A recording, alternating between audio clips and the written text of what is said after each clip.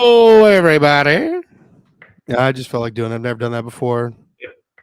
Anyway, so what's up? Welcome to Curtis's Podcast Network.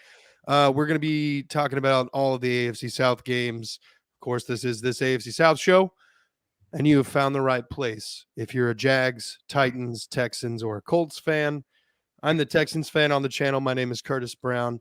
With me, as always, our resident Jaguars fan, Isaiah Michele, as well as our resident Colts fan, Jeffrey. Don't ask about that smell, Steckel. He I don't want to know either. yeah. We couldn't get our Titans fan Blake on tonight, and TF was unavailable. So we are going to be talking on behalf of the Titans fandom and try to give a little bit of props where it's due and try to not be overly hype about things. Okay, let's temper some expectations just a little bit. But first off, we're at 367 subscribers now, and I don't know how, but we've managed to lose 3.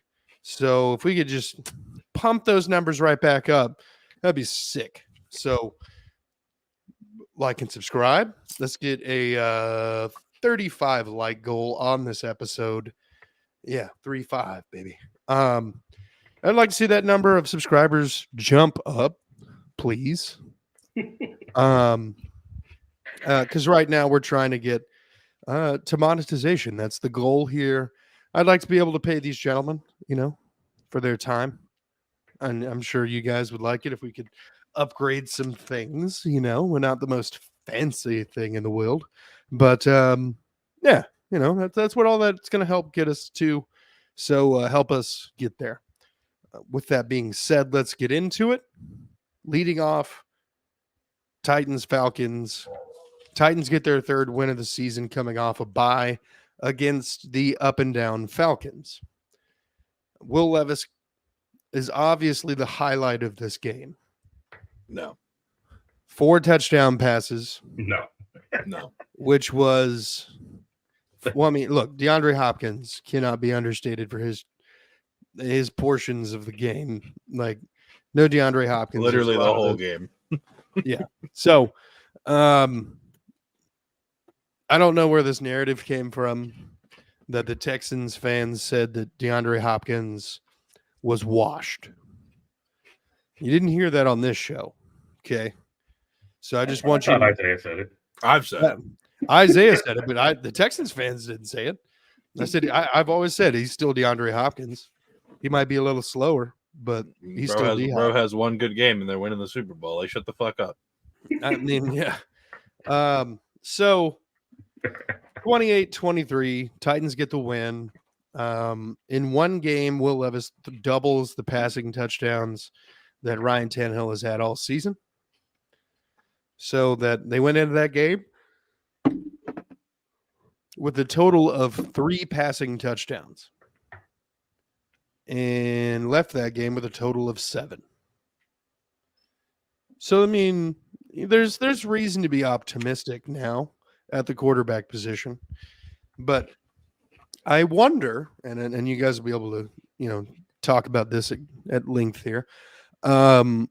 How much of that is the competition that we saw on the field today or yesterday in the Falcons?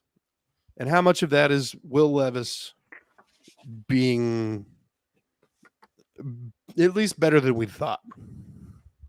Not going to call him great. It's one small sample size. I'm exhausted and allergies are kicking my ass right now. So what do you guys think? You want me to go first, Jeff, or you want to go Yeah, first? yeah, go for it. Okay. Yeah. I think the DeAndre Hopkins had a great game. On the touchdown down the sideline, people are trying to say it was hand fighting. Of course, Titans fans. No one else is saying that, but Titans fans are. Hand fighting is not wrapping your arms all the way around a player, grabbing them by the shoulder pads, spinning them at 360 out of bounds, and then making an adjustment to catch a football. That was not. I mean, it wasn't a bad throw by Levis, but it wasn't a good throw. DeAndre Hopkins had to completely readjust. He had to yank the receiver in a spin cycle out of bounds to get there. It should have been a PI every day, textbook definition. 3 days, 65 years. I don't care. It's a fucking PI. Whatever. The one over the middle to Hopkins. Hopkins did all the work. Will Levis threw it high from 2 feet in front of him. He threw it high. Hopkins caught the ball, spun into the end zone. Hopkins then put a double move on actually really he only put really a single move on that safety, and the safety just bit super hard for some reason. He was 10 yards, deeper than the safety whenever the ball got to him, and he had to slow down and basically walk to catch it while turning around. And people were like, "Oh, he hit him in stride." No, the fuck he didn't. Shut up. You don't understand how that works. If he had to slow down and turn his body around to catch it, he didn't hit him in stride. Now, I will say, the touchdown pass to Nick Westbrook-Akina, that was a beautiful throw. He led him perfectly. Great throw, and it was from deep. Great throw.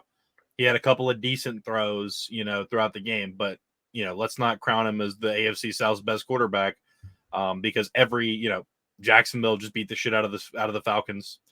We weren't down in that game basically ever, so we didn't have to throw the ball like deep and take deep shots trying to get back into it. Our running backs have been doing well. CJ Stroud's looked good. Let's not crown Will Levis as the best quarterback because he had one good game and wasn't even getting the start over Malik Willis. So let's tamper the expectations there. It was a good win though for the team. Derrick Henry definitely helped out. He had some big runs in that game. Tajay Spears had some big runs in that game. The defense really kept you guys in it. If it wasn't for your defense, you lose that game by 2 touchdowns at least. Throwing the ball up a couple times, getting some lucky plays to Hopkins. Congratulations, but it was a good team win, but it wasn't like Levis put the team on his shoulders and just absolutely carried him. Jeffrey?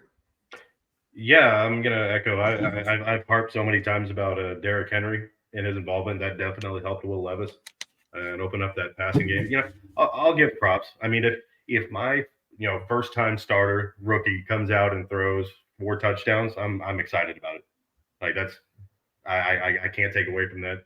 But it was like you were saying, a lot of Hopkins just being that veteran.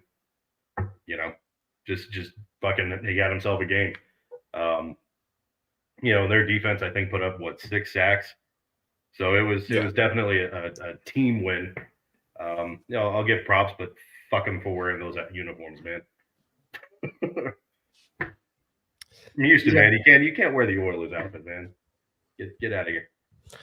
Yeah, that's what every look legally. I know they can't, but fuck out of here. Look at me. Legally. All right. Legally, the Titans own it. They can do whatever the hell they want. Well, the Titans are going after Houston College because about to say that. They wore the Oilers inspired ones. And they ordered a cease and desist on. Yeah, I know. Shut the fuck up. Fuck out here. It's Houston shit. It's a color, bro. It's a fucking color. You can't. There's Mattress Mac and there's the fucking Oilers, man. Stop taking our shit. and that's the thing, though. Damn. The Titans fans don't understand the sentimentality that the Houston area must feel for the Oilers. I lived in Tennessee my whole life, and when they came here, they were the Oilers for a season or 2. I've got a 1997 Tennessee Oilers poster. Doesn't even make sense. It's weird. I think it was one season. Doesn't even make sense.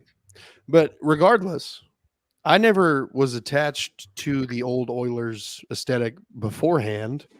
I think I had an Oilers Eddie George jersey at some point in my life. However, I get where the Texans fan base is like, hey, what the hell? Why can we not use that as a throwback? But I bring you this. Way, way, way back in the day, the New York Jets were the New York Titans. Do you know that when the Tennessee Oilers changed their name to the Titans, they had to ask the Jets for permission? The only reason they did this is because at some point in the Houston Oilers history, one Mr. Joe Namath was under contract for the Oilers, and they traded him to the Jets. And that was always seen as a favor. So when they came to the Jets asking to be the Titans, they said yes.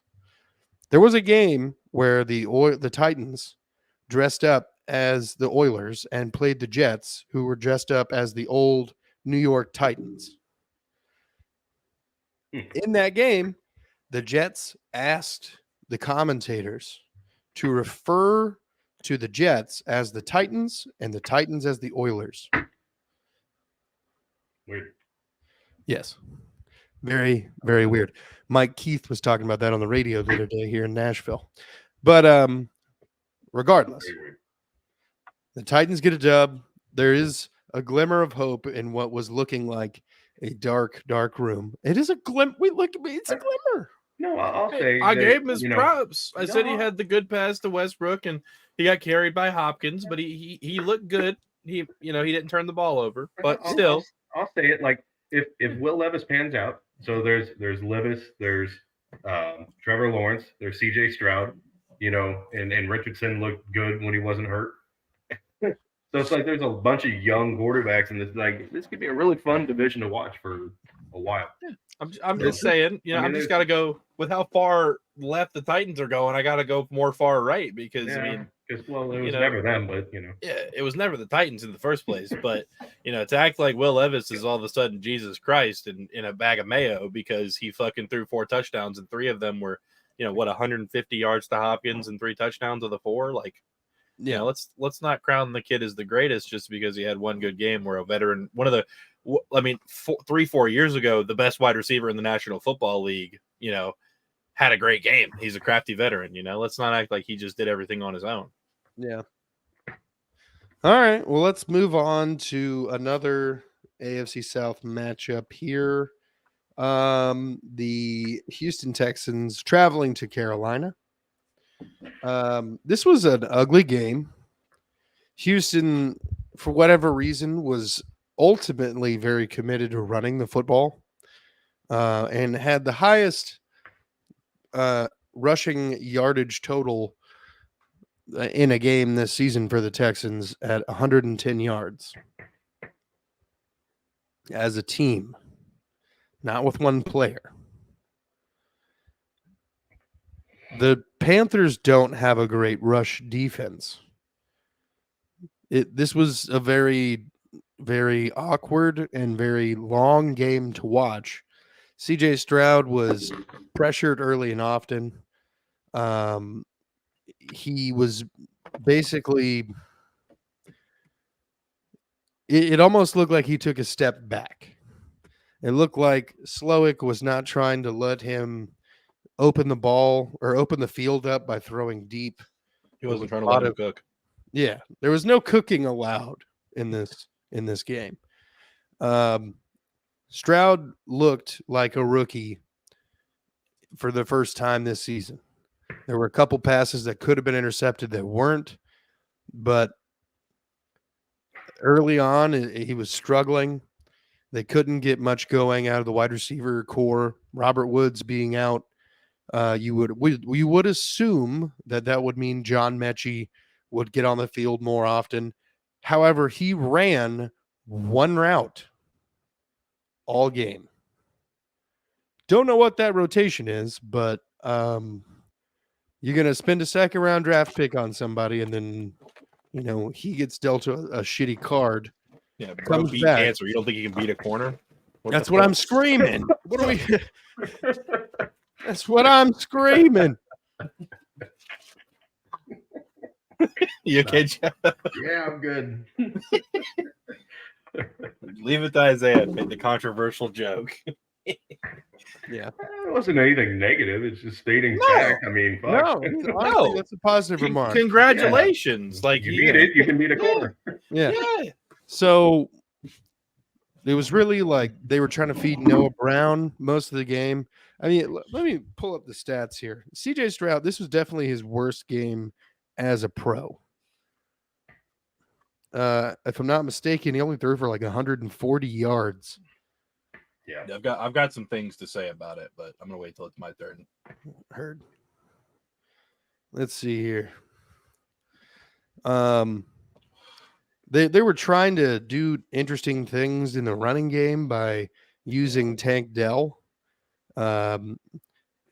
Yeah, 16 out of 20 or 24 for 140 yards, an 81.9 rating. He had 10 carries for 30 yards for Devin Singletary, 12 for 46 out of Damian Pierce. Tank Dell 3 for 15. CJ Stroud 2 for 13 and a touchdown. And then they gave Andrew Beck the ball twice on the goal line, and he got a touchdown. 2 carries, 1 yard, 1 touchdown. When it comes to the receiving game here,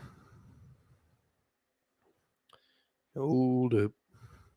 Noah Brown, 3 receptions, 57 yards. Nico Collins, 4 receptions, 30 yards. Tank Dell, 3 receptions, 16 yards. I mean, it was definitely not a stellar performance.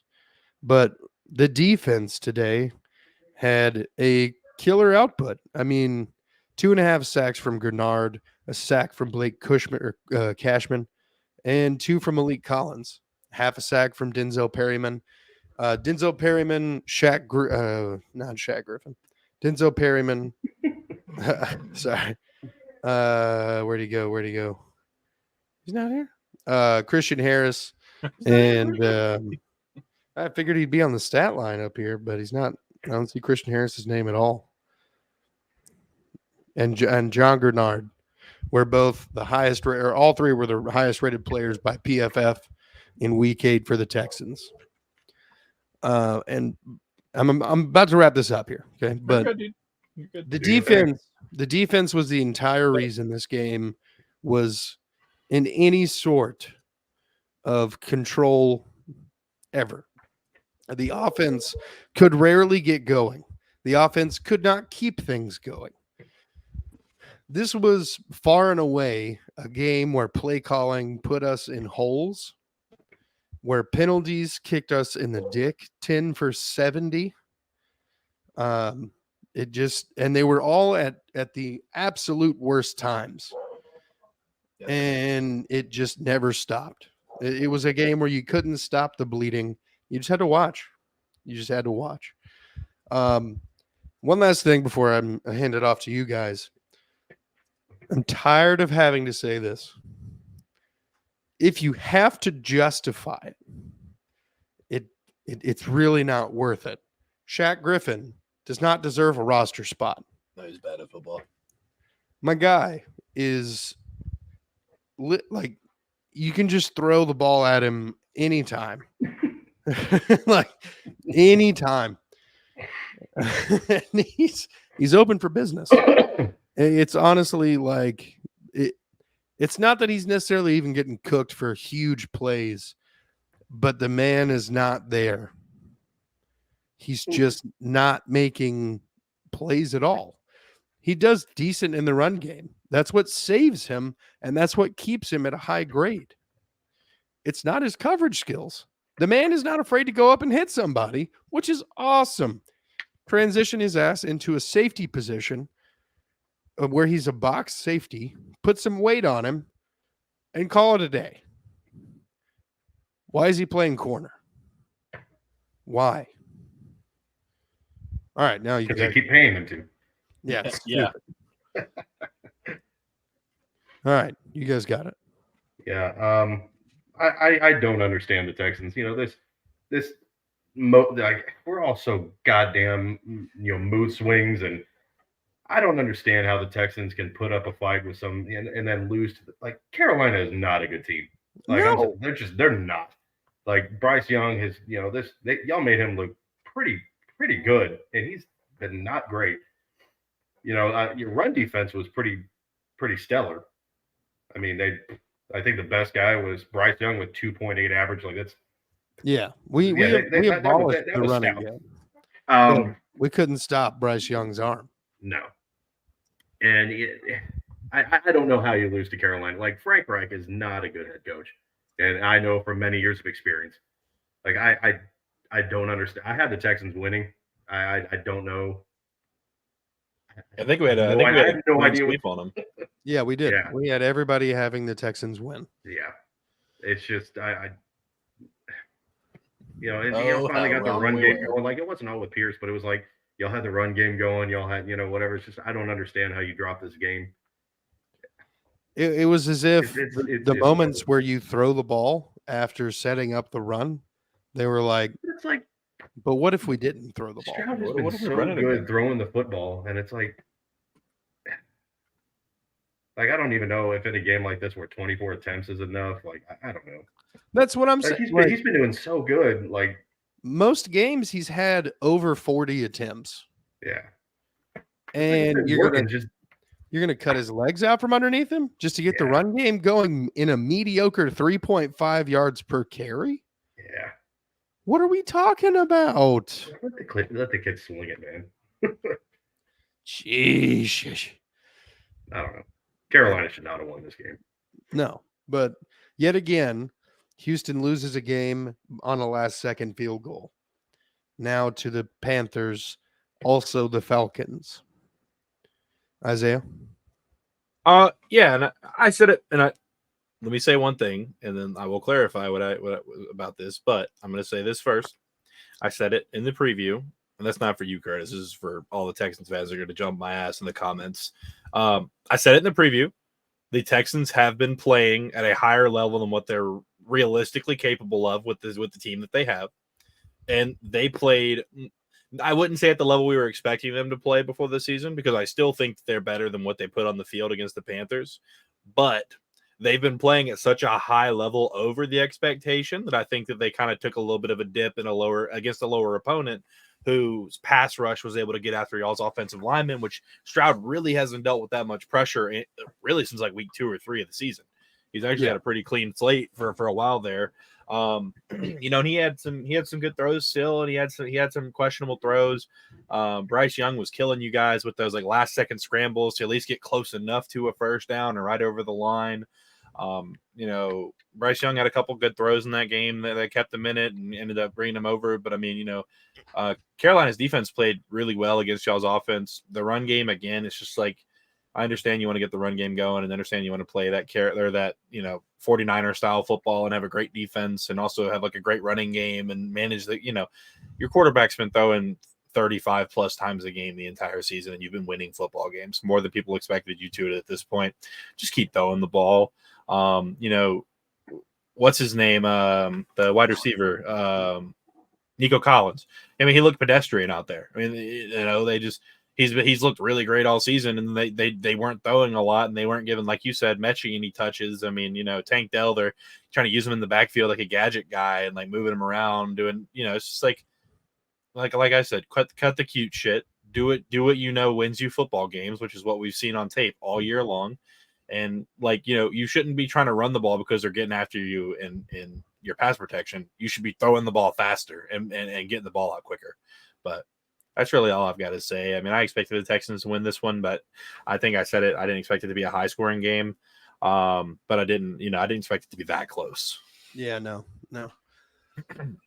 I really thought that this wouldn't happen, but but Bobby Slowick and D'Amico Ryans are both kind of falling into yes, they obviously came from San Francisco, and that's the systems that they're implementing, but they're using those systems without adjusting for the players that they have.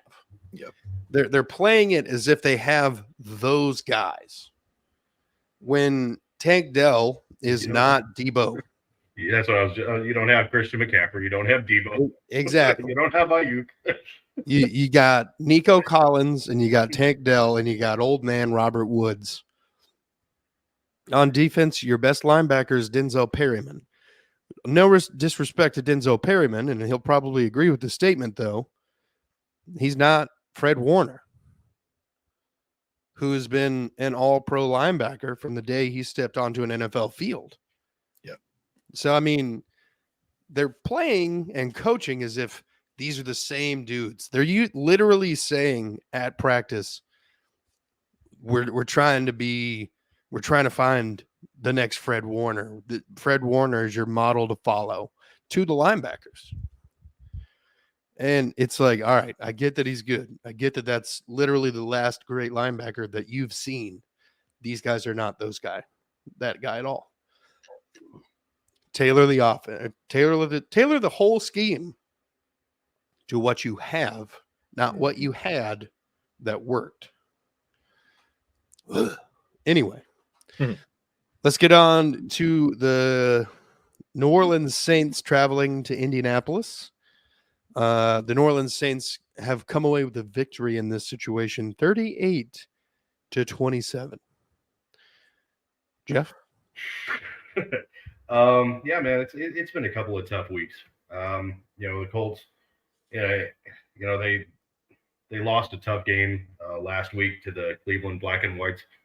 I'm not going to get into all that, but I thought that would kind of light a fire under their ass and just kind of come out angry and aggressive. And their defense is terrible. At least their secondary. They played without Juju Brents, who's easily their best corner, and they trotted out Tony Brown, who was fucking terrible. I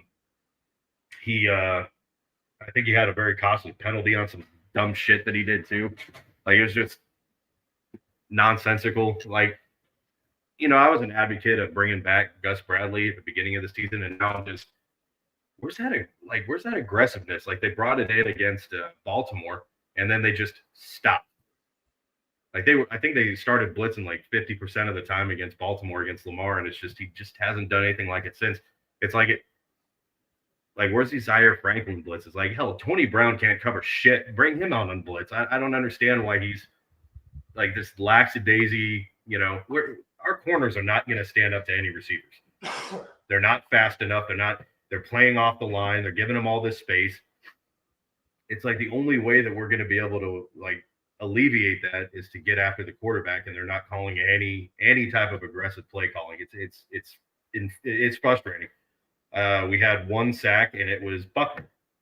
Like, that's terrible. Like, I love Buckner, but that's not going to cut it. On the positives, Zaire Franklin, he's still doing his thing. I think he had another 14 tackles. So he's just a monster. There's a lot of good pieces, especially in the front seven, but that secondary without Brents is bad. And if we're not getting after the quarterback, it's a free for all. Josh Downs, he's quickly emerged as like one of the top options in the offense. I'm really happy to see that. He's beginning to look like the steal that I said he was at the beginning of the season. He had a great catch. I don't know if y'all saw it or not, but it was like a sideline dive, and he kind of tapped one toe in, and just before his elbow went out, tapped the other foot. It's a beautiful catch. Jonathan Taylor looks like he's back to himself, and this is kind of where I'm going to fault Shane Steichen. Like, I love what he's done. Like, this offense is leaps and bounds above what it was last year. But it's like Jonathan Taylor ripped off, a huge run. He had almost 100 yards. And then in the second half, he had 2 carries. Like, at halftime, it was a 1-point game for the Saints. It sounds like they stole the Titans' game planning. Yeah. Like, what the fuck are you stopping for? Well, they got down big, in the third. It was an 8-point game going into the fourth. Like, these are home run hitters. Like, you have Zach Moss. If he plays week 1, he's probably the league leading rusher. Like, you have arguably the best duo running back in the NFL, and you combine for 23 touches. They both ran for over 6 yards. Jonathan Taylor had almost 8 yards per carry. And you have Minshew dropping back another 41 times. Like, he should be passing maybe 20 times a game. And if he's passing more, it should be like an extension of the running game to Taylor or Moss. And they both had a catch each. I don't understand like what they're doing there. Your number one receiver, Pittman, had 8 catches for 40 yards. Granted, there was a touchdown. Fantasy-wise, I'm thankful for that. But 5 yards per catch? Like, this dink and dunking shit to the wrong players. Like that's a guy that's probably going to be, double covered. I just don't understand what Steichen was doing there. I mean, I'm not trying to say that I don't like him. It's kind of that he's a rookie head coach. He's whatever, but he's got this team. They're the only team in the NFL right now that still has 20 points in every game. So he's got this offense in the right place. But man, that our defense outside of some of the front seven is just bad. And in the run game, it's noticeable without Grover Stewart. That suspension killed him. It's just frustrating, And every time Taysom Hill comes out onto the fucking field, you know what they're gonna do. It's gonna be some wildcat bullshit, and he's gonna run the ball. And he ran 9 times for 63 yards and 2 touchdowns. Like everyone in the stadium knows, okay, it's gonna be a run to Taysom, and it was, and they can't tackle him, they can't get to him. I don't know what Gus Bradley's doing anymore, and I'm quite like I'm not like Frank Reich fired some people. I felt like it was job saving for him to fire them and kind of put the blame on them, but like Gus Bradley's leash has got to be really short. Like if he has another game where he lets up another, like he let 30. I mean, it wasn't all on him, but Cleveland put up 39, and now the Saints at 38. Like that's a problem, man. Was that 77 points in 2 weeks? So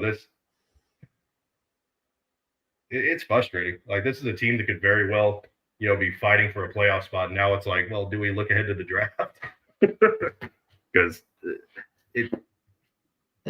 I feel like it's a sign. Like I'm not mad at Steichen. I'm just questioning Gus Bradley right now because I think Steichen's calling a lot of the right stuff. Because they even had a great 4th down conversion where it was great little. It was the Pittman touchdown, and it was a great play design on 4th down for a touchdown. I loved it. So he's doing a lot of great stuff. But like this defense, man, you can't. I don't understand how you scored, 38 points and then 27 and still lose both games. Yeah. And we turned the ball over 4 times against Cleveland and still put up 38. Like a lot of this I feel like is on Bradley. I'm done with him. Wash my hands. Yeah, I mean, it was never the Colts, but never the Texans either. Yeah, no, but definitely never the Titans. We all agree on that. Yeah. Look, the Colts got out there and played the Saints, who haven't won a game in a couple of weeks, and I think the Saints just came out with a hunger that the Colts weren't ready for. The Colts did not game plan for the hunger, and Derek Carr came out and made them pay for it. Didn't game plan for Taysom Hill at all. Or Taysom Hill. I didn't get to watch any of that game, so I'm not going to say a whole lot about it because I feel like you'd just be ignorant as hell. But it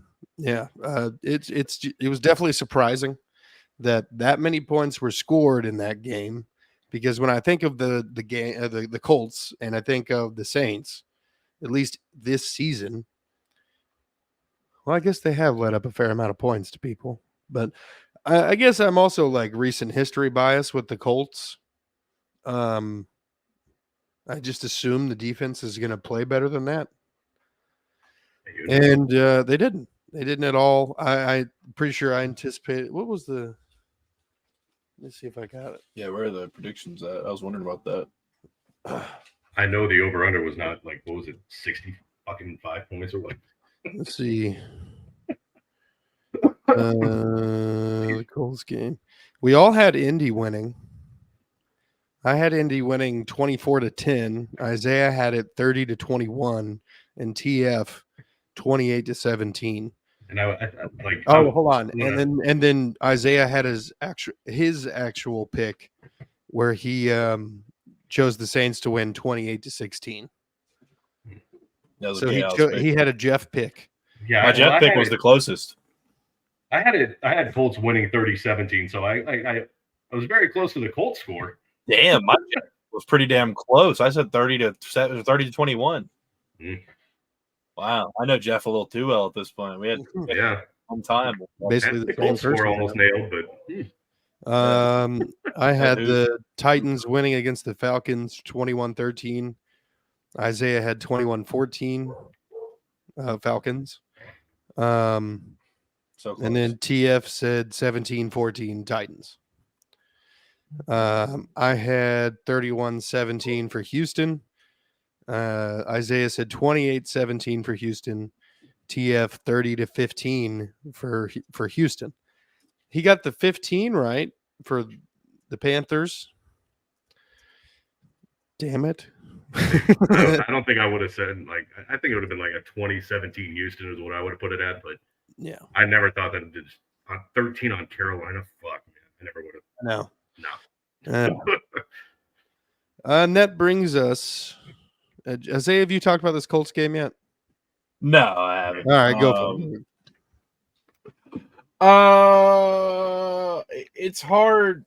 Like I said it in the preview. I think the Saints got rolling late in the Jacksonville game, and I think they carried that over into the Colts game. Colts got away with one early in the game whenever they called Brian Bresee for lining up over the center on the field goal, even though there was a clear gap where no one was over the center. But I don't think that's a reason either team won or lost. I just do know that, I'm not a Steelers fan, so I'm not going to blame the refs for a team losing. But, just had to throw that out there. Anyways, I don't see the Colts winning a lot of games with Gardner Minshew. And it's not because I think Gardner Minshew isn't a serviceable backup. I just think whenever you have, and it's shown since the Jaguars game, whenever you have, a week to plan for the guy or multiple weeks to plan for the guy, he's had a game here and there, and he always has that Minshew magic that flashes, but he's never been, a starting quarterback to win a lot of football games. And, consistent. Yeah. And until Jonathan Taylor and Zach Moss can carry it over week to week like they were in the beginning of the season, it's not entirely their fault. I think the blocking has gone down a little bit by the O-line, and then they're not running as much when they get down in some of these games. But it's just kind of one of those things where the Saints don't have a slouch run defense, and they showed up pretty decent, at least decent enough to. They ran for 160. Considering that Zach Moss was doing that by himself early in the season, and you have, what all the Colts claimed was the best running back in the league 2 years ago or a year ago. He had like 100 yards and a half, and they fucking stopped running him. That's what I'm saying. They stopped running the ball.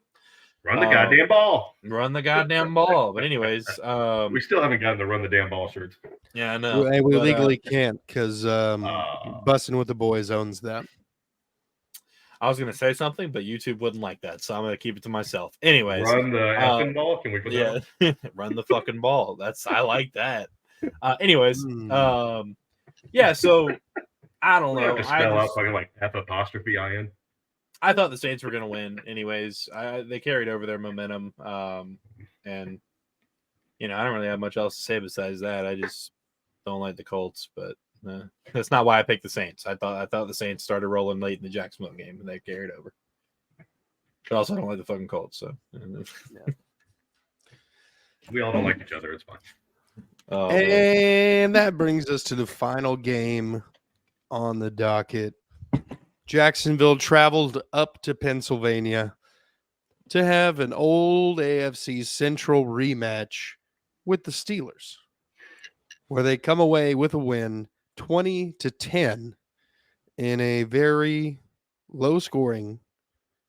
It was it rainy as hell or something? The rain running. What?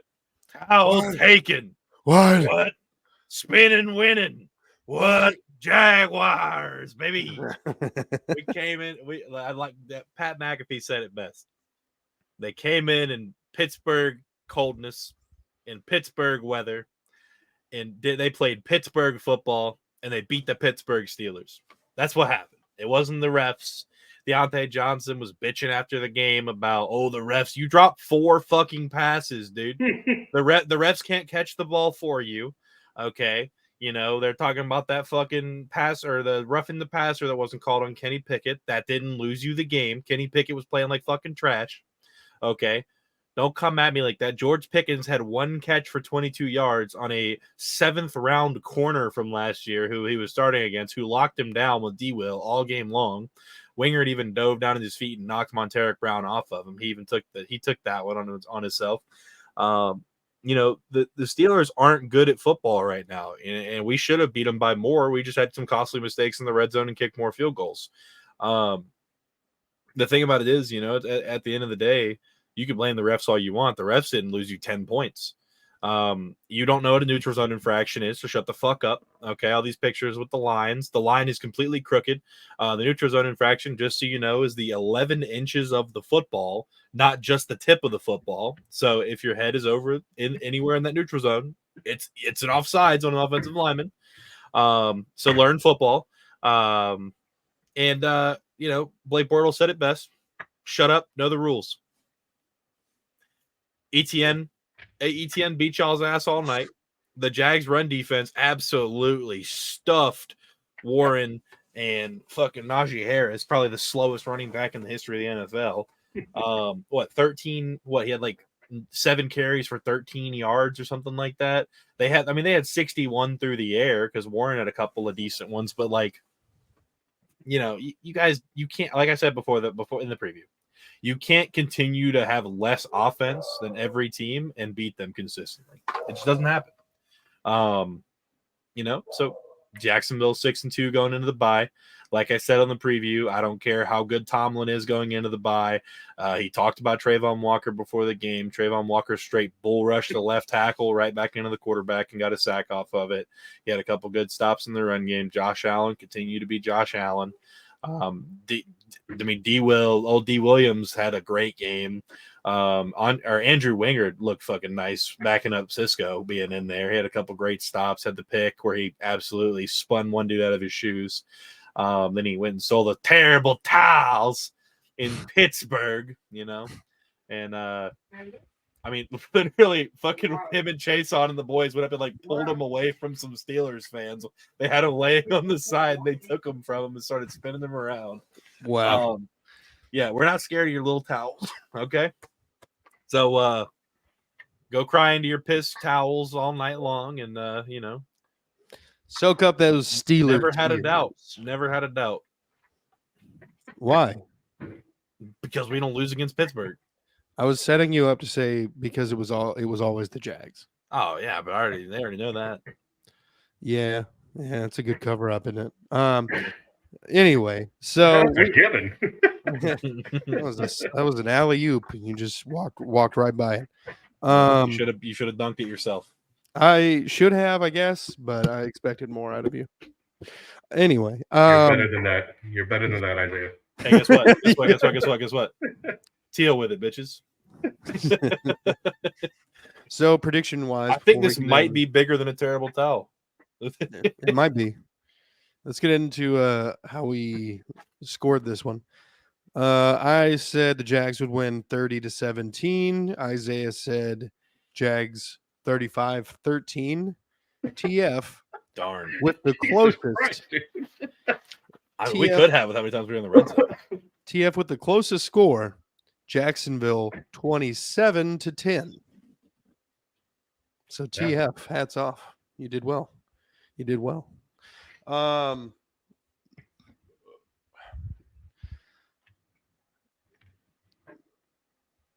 This Steeler, I know, a dramatic. I was like, I thought he paused for a second. I was like, did he freeze? Dramatic. Pause. Let them build with anticipation.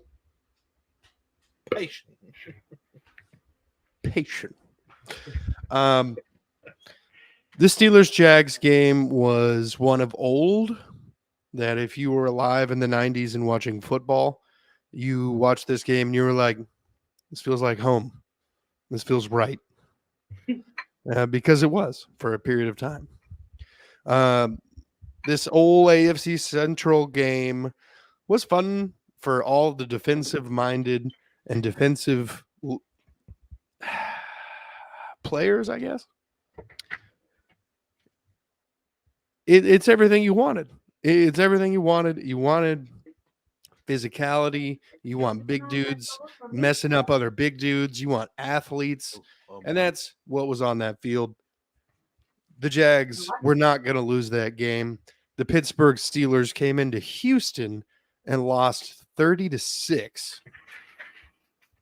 There's no shot that the Jags were going to lose that game. Absolutely none. Again, didn't watch much of this game. The but Jags dropped like 5 picks because of the rain. Whoa. Yeah, it was bad. Whoa. Kenny Pickett, get your shit together. Yeah, he sucks. Jeffrey? Yeah, the only thing I can say is I started what was his name, Pickens in the game, and I am forever thankful for that one touchdown because Bryce, it would have been abysmal outside of that. Broke even on the prediction. We're good. Yeah, like thank God. Yeah, Mitch Trubisky was not good. Pickett wasn't much better. They couldn't run the damn ball. Jacksonville defense did kind of what it's been doing most of the year and creating turnovers. Aren't they like the top team in turnovers? Yeah, 17 or 18 on the 17 season. or 18, yeah.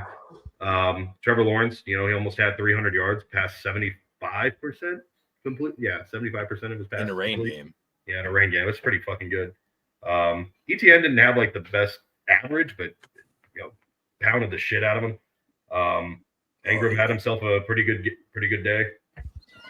It was just one of those slugfests, and Jacksonville wasn't going to lose that. Pittsburgh just doesn't have a great team. So No, this is not the Pittsburgh of a few years ago. Yeah, this is not Big Ben.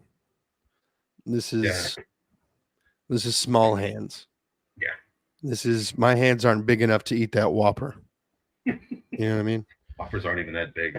Whopper, have y'all had a Whopper, double. Have y'all had a Whataburger?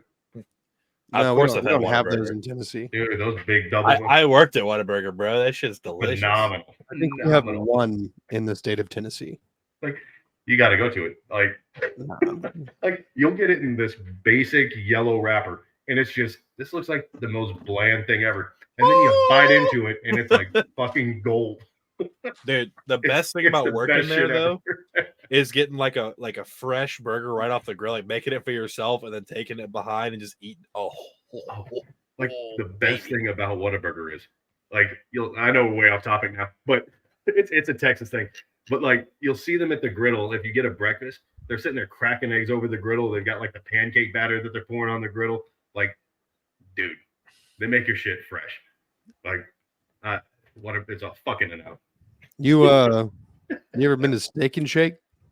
I have. Yeah. They do the same thing. Mm. Yeah. I still go Whataburger. What? What? A burger? All right. So look, Jags going Hey, we into should a bye We week. should actually get some money for that Colts Whataburger bye thing, man. When's the Colts bye week? Christ. Yeah, well, no. I don't. Hold on. I know when the Jags is. Week 9. Yes. Oh my god, my phone. Yeah, I listen when you say things. I haven't said that, so Yes, you congratulations. did. When? When you were talking about the Jags going into the bye week with a win. Yeah, you did. Let's see. Can't fool me. You can't gaslight They me. play the 5th, 12th. Your mom. So it is. You don't even know her name. Goddamn, what week are we in? Andrea. 8? We're going into 8? week 9. So week 9, week 10. So it's week 11. Oh, okay. Yeah, because they place the Patriots overseas and then they get the bye week. Okay. All right. Well, I swear to Christ, I know this isn't a preview episode, but if the Colts drop to the Panthers next week, I hope we get Harrison Jr. because fucking goddamn it, please don't lose to Reich. the irony. Don't Colt this shit up, man. Come on. Yeah. You know he's got that game circled, highlighted. Like, please don't lose to him. That means that Alec Pierce gets traded and becomes a Hall of Famer somewhere else. That's exactly what that means. Yeah. To Carolina. Yeah, probably. He trains in Adam Thielen's tutelage of great white receivers. Oh God. All right. Athletic. Let's go ahead and call this one here. Go Jags. So, folks, Big I want to Panthers. thank you all for watching. I want to thank everybody who joined me on the show today. Isaiah, Jeff, you guys you're right here. You're in my heart like plaque or whatever. You know what they say? It builds plaque in your heart. Yeah, sure. Uh-huh. Well, that's the shit that kills you. You know what I mean? You guys are in there, like right there. Anyway, so Honored. honored.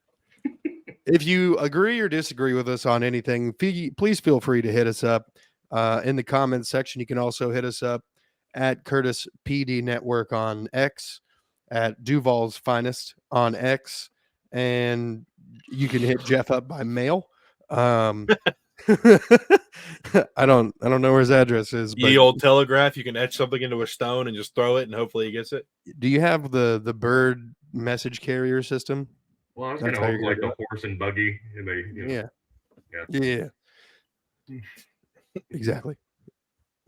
We're also in the hunt for 1,000 subscribers. We're currently at 367 at the time of this recording, and we're trying to grow and make that guap so we can improve the show. And I can give these guys some money for taking time out of their day to come talk ball with me. Need to triple Which those would- numbers, guys.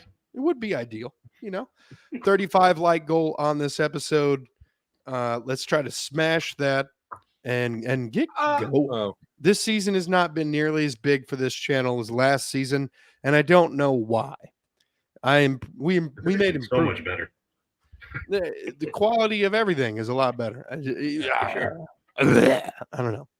So anyway, with that being said, y'all be good people, and it was never the Titans. never the Titans. Never was. We are Texans. Go Colts.